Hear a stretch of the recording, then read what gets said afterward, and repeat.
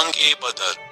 جنگ بدر اسلامی تاریخ کی ایک اہم جنگ ہے، جس جنگ میں مسلمانوں کی تعداد بہت تھوڑی، کفار کی 3 گنا زیادہ تھی، مگر اللہ تعالیٰ نے اپنے فرشتوں سے اس جنگ میں مسلمانوں کی مدد فرمائی اور فتح حاصل ہوئی۔ جب نبی کریم صلی اللہ علیہ وسلم ہجرت کر کے مکے سے مدینے تشریف لائے تو مکہ کے کفار کو بہت ناگوار گزارا اور اس بات کی کوشش کرنے لگے کہ کیسے مسلمانوں سے انتقام لیا جائے۔ ایک وجہ یہ بھی تھی کہ قریش کے ایک شخص عمرو بن حضرمی مسلمانوں کے ہاتھوں مارا گیا تھا اور اسی کا بہانہ بنا کر کفار مکہ جنگ کرنے کے لیے آمادہ تھے۔ نبی کریم صلی اللہ علیہ وسلم تک یہ خبر پہنچی کہ مکے والوں کا ایک قافلہ شام سے آ رہا ہے اور مدینے کے قریب سے گزرے گا۔ آپ صلی اللہ علیہ وسلم نے مکے والوں پر ایک قسم کا رعب قائم کرنے کے لیے مہاجرین اور انصار کی ایک جماعت کو روانہ فرمایا، مکہ والوں کے قافلے کو روکے۔ یہ جماعت جنگ کے ارادے سے نہیں بھیجی گئی تھی، اس لیے کوئی جنگی سامان نہیں رکھی گئی تھی۔ اسی طرح اس جماعت کی روانگی کا معلوم اس قافلے کو ہو گئی۔ اس قافلے کے امور ابو سفیان جو فتح مکہ کے موقع پر مسلمان ہوئے تھے، خبر پاتے ہی ابو سفیان نے اپنے قافلے کو دوسرے راستے سے مکے کی طرف بڑھے اور ساتھ ہی ایک شخص کو مکے کی طرف تیز رفتار سے بھیجا تاکہ کوئی مدد مل سکے۔ مکے میں جب یہ خبر ملی تو ابو جہل فوراً 1000 کی فوج تیار کی اور روانہ ہوا۔ ادھر ابو سفیان دوسرے راستے سے اپنے قافلے کے ساتھ مکہ پہنچ گئے اور ابو جہل کو خبر بھیجی کہ واپس آ جائے، لیکن اپنے لشکر کے خمن اور مسلمانوں کے انتقام کی وجہ سے واپس نہ ہوا اور مدینے کی طرف بڑھتا رہا۔ جب نبی کریم صلی اللہ علیہ وسلم کو اس بات کی خبر ہوئی کہ کفار مکہ اپنے لشکر کے ساتھ مدینے کی طرف بڑھ رہے ہیں، آپ نے انصار اور مہاجرین صحابہ رضی اللہ تعالی عنہ کے ساتھ مشورہ کیا اور رائے معلوم کی۔ حضرت ابو بکر صدیق رضی اللہ تعالی عنہ، حضرت عمر رضی اللہ تعالی عنہ اور مقداد رضی اللہ تعالی عنہ بڑی ہی بہادری اور شجاعت سے جواب دیا اور کہا کہ ہم ان بنی اسرائیل کی طرح نہیں ہیں جنہوں نے موسیٰ علیہ السلام سے کہہ دیا تھا کہ تو اور تیرا رب دونوں جا کر لڑو، ہم تو یہی بیٹھے تماشا دیکھیں گے۔ گویا کہ تمام صحابہ، انصار اور مہاجرین جنگ اور کفار سے مقابلے کے لیے تیار تھے۔ جنگ میں مسلمانوں کی تعداد بعض روایتوں میں 313 اور بعض میں 310 آیا ہے۔ گھوڑے، 70 اونٹ اور جنگی سامان کی تعداد بہت کم تھی، جماعت میں کمزور اور ضعیف بھی تھے۔ کفار مکہ کی تعداد تقریباً 1000 تھی، 300 گھوڑے، 700 اونٹ اور لڑائی میں پیش آنے والے سارے چیزوں سے لیس تھے۔ 17 رمضان سن 2 ہجری کا دن جب بدر کے میدان میں جنگ کا آغاز ہوا، صحابہ رضی اللہ تعالی عنہ کی جماعت بھلے ہی کم تھی، لیکن جوش و خروش میں کفار سے کہیں زیادہ تھی۔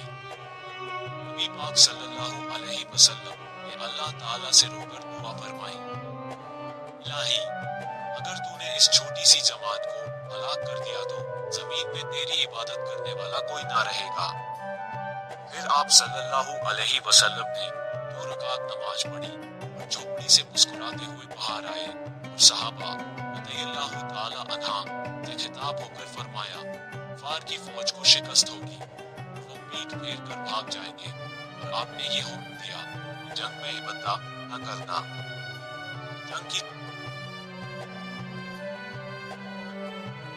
شروعات اس طرح ہوئی کہ عتبہ و شیبہ اور ولید بن عتبہ نکل کر میدان میں آگے آئے، للکار کر مسلمانوں کی طرف سے 3 شخص طلب کیے۔ ان تینوں کا مقابلہ کرنے کے لیے انصار کے 3 صحابی روانہ ہوئے، مگر عتبہ نے یہ کہہ کر لڑنے سے منع کر دیا، تم مدینے والے ہو، تو صرف قریش جو ہجرت کر کے آئے ہیں لوگوں سے ہی لڑیں گے۔ عتبہ کی بات سن کر نبی کریم صلی اللہ علیہ وسلم نے حکم دیا کہ عتبہ کے مقابلے کے لیے حمزہ بن عبد المطلب رضی اللہ تعالی عنہ اور شیبہ کے مقابلے عبیدہ بن حرش رضی اللہ تعالی عنہ اور ولید کے مقابلے علی بن ابی طالب رضی اللہ تعالی عنہ جائے۔ چنانچہ یہ حکم سنتے ہی تینوں حضرات میدان میں نکلے، مقابلہ شروع ہوا۔ ہوا۔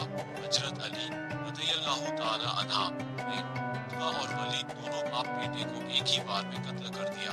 شیبہ کے مقابلے میں عبیدہ رضی اللہ تعالی عنہ زخمی ہوئے۔ یہ دیکھ کر حضرت علی رضی اللہ تعالی عنہ آگے بڑھ کر شیبہ کو بھی قتل کر دیا۔ اس کے بعد کفار کے باقی جماعت بھی حملہ ور ہو گئی۔ جواب میں مسلمانوں کی بھی جماعت ان پر ٹوٹ پڑی۔ بعض روایتوں میں آتا ہے نبی کریم صلی اللہ علیہ وسلم نے صحابہ رضی اللہ تعالی عنہ سے فرمایا، جبریل ایک شخص کی شکل میں بڑی بہادری سے لڑ رہے ہیں۔ کچھ ہی دیر میں کفار کے 70 سے زیادہ لوگ قتل ہوئے۔ یہ سب دیکھ کفار کی ایک جماعت واپس بھاگ کھڑی ہوئی۔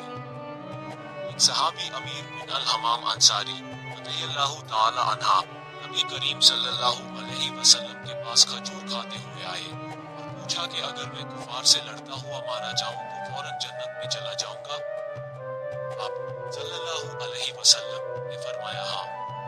وہ اسی وقت اپنے ہاتھ سے باقی کھجور پھینک کر تلوار کھینچ کر دشمنوں پر جا پڑے اور لڑ کر شہید ہوئے۔